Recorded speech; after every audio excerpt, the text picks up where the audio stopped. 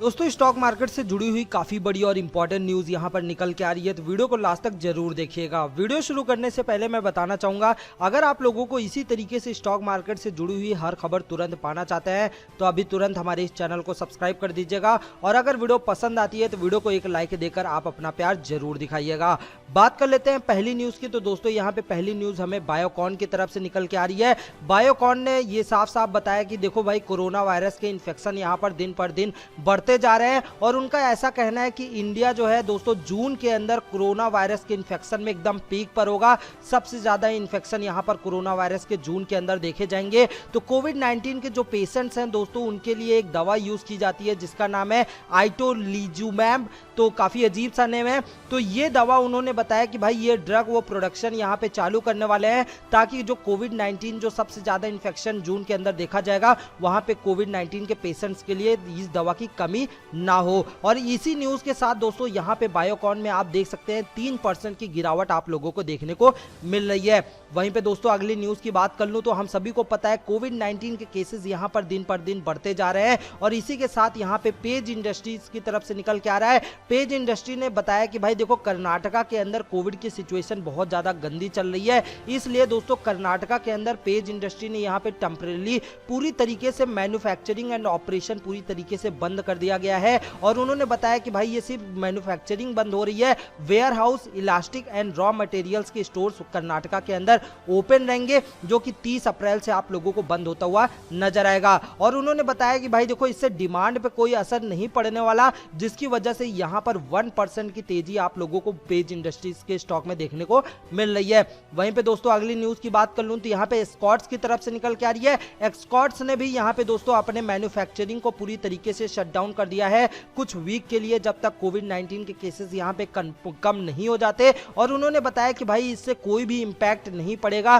कि जो कस्टमर की डिमांड है, जो फुलफिलमेंट है, उस पर कोई भी इफेक्ट नहीं पड़ेगा। उनके पास ऑलरेडी इतनी इन्वेंट्री पड़ी है कि वो और नॉर्मली सभी की डिमांड यहाँ पे पूरी कर सकते हैं। और इसी न्यूज के साथ यहाँ पे एस्कॉर्ट्स के अंदर आप लोगों को 1% की तेजी देखने को मिल रही है। वहीं पे दोस्तों अगली न्यूज की बात कर लूं तो यहाँ पे रिलायंस जियो, भारती एयरटेल और वोडाफोन आइडिया की तरफ से निकल के आ रही है। ये तीनों कंपनियों ने मिल के दोस्तों यहाँ पे कोविड-19 के पैंडेमिक के बाद यहाँ पे 90 बिलियन रुपए यहाँ पे इन्वेस्ट किए हैं ताकि ज्यादा से ज्यादा नेटवर्क इंफ्रास्ट्रक्चर पूरे इंडिया के अंदर बिछाया जा सके और ज्यादा से ज्यादा यहाँ पे मतलब नेटवर्क क्वालिटी जो है इंक्रीज किया जा सके। और इसी न्यूज के साथ आप देख सकते हैं रिलायंस जियो में बात कर लूं 0.5% की तेजी देखने को मिल रही है। भारती एयरटेल में अगर अभी की बात कर लूं तो 1% की तेजी देखने को मिल रही है। वोडाफोन आइडिया में देखेंगे तो 1.5% की तेजी आप लोगों को देखने को मिल रही है।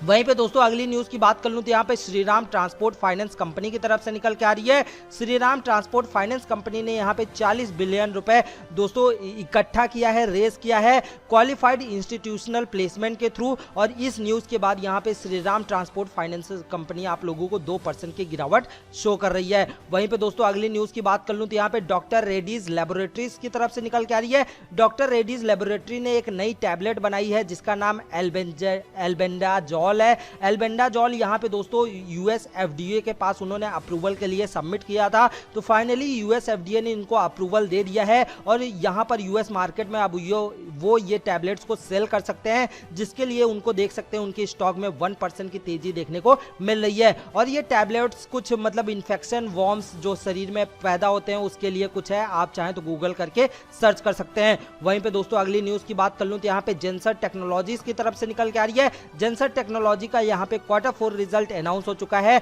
नेट प्रॉफिट की बात कर लूं तो 88 करोड़ रुपीस का नेट प्रॉफिट हुआ है। पिछले साल Q4 2020 की बात कर लूं तो 70 करोड़ रुपीस के आसपास आप लोगों को नेट प्रॉफिट जनरेट करते हुए नजर आई थी। नेट इनकम की बात कर लूं तो 876 करोड़ रुपीस के आसपास Q4 2021 के अंदर जनरेट किया। वहीं पे पिछले साल Q4 2020 की बात कर लूं तो 1018 करोड़ रुपीस के आसपास आप लोगों को जनरेट करते हुए नजर आई थी नेट इनकम Q4 2020 के अंदर। इस रिजल्ट के बाद दोस्तों यहाँ पे जेंसर टेक्नोलॉजी में आप लोगों को 0.5% का स्टॉक में गिरावट देखने को मिल रही है। वहीं पे दोस्तों अगली न्यूज की बात कर लूं तो यहाँ पे टाटा कॉफी की तरफ से निकल के आ रही है, काफी बेहतरीन रिजल्ट रहा इनका Q4 का।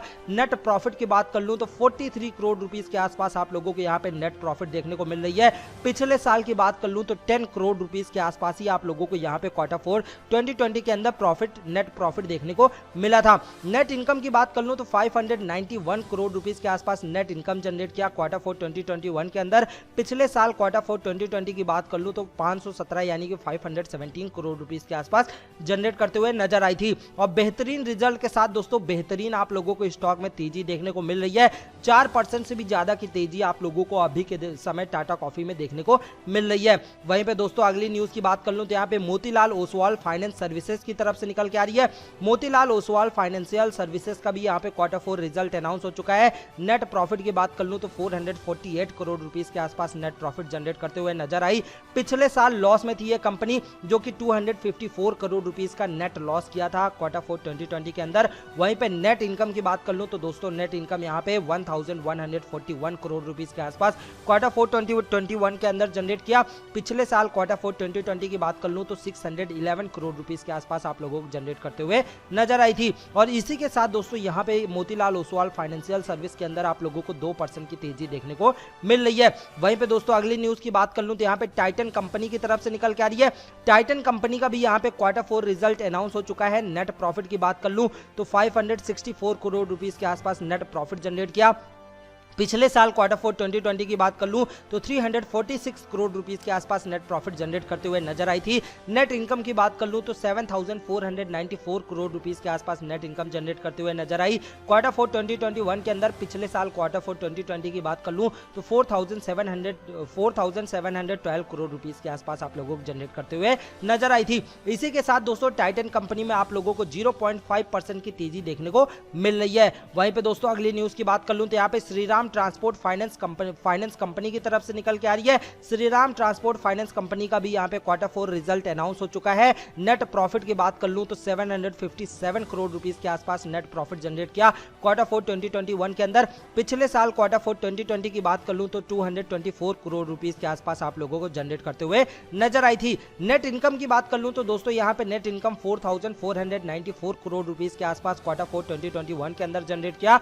पिछले साल Q4 2020 की बात कर लूं तो 4,162 करोड़ रुपीस के आसपास जनरेट करते हुए नजर आई थी। जिसके लिए दोस्तों आप लोगों को अगर श्रीराम ट्रांसपोर्ट फाइनेंस कंपनी का देखेंगे तो आज के दिन आप लोगों की स्टॉक डाउन देखने को मिल रहा है। 2% की गिरावट यहां पे शो हो रही है। वहीं पे दोस्तों अगले न्यूज की बात कर लूं L&T फाइनेंस एंड होल्डिंग्स की तरफ से निकल के आ रही है।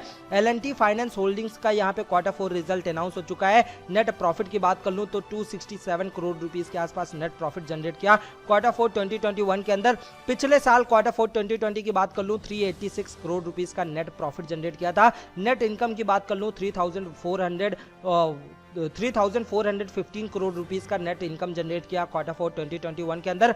पिछले साल Q4 2020 की बात कर लूं 3,354 करोड़ रुपीस के आसपास आप लोगों को जनरेट करते हुए नजर आई। नेट इनकम देखेंगे ऑलमोस्ट सेम ही रहा, बट इनका प्रॉफिट दोस्तों डिक्रीज होता हुआ नजर आया, बिकॉज इन्होंने एक्सपेंसेस बहुत ज्यादा कर दिए कंपनी के अंदर, जिसके लिए दोस्तों यहाँ पे Q4 रिजल्ट इनका 2021 का बहुत ही बेकार रहा। और उसी के साथ साथ आप लोगों को स्टॉक में भी गिरावट देखने को मिल रही है, जो कि 1.5% से भी ज्यादा की गिरावट अभी के टाइम शो कर रही है।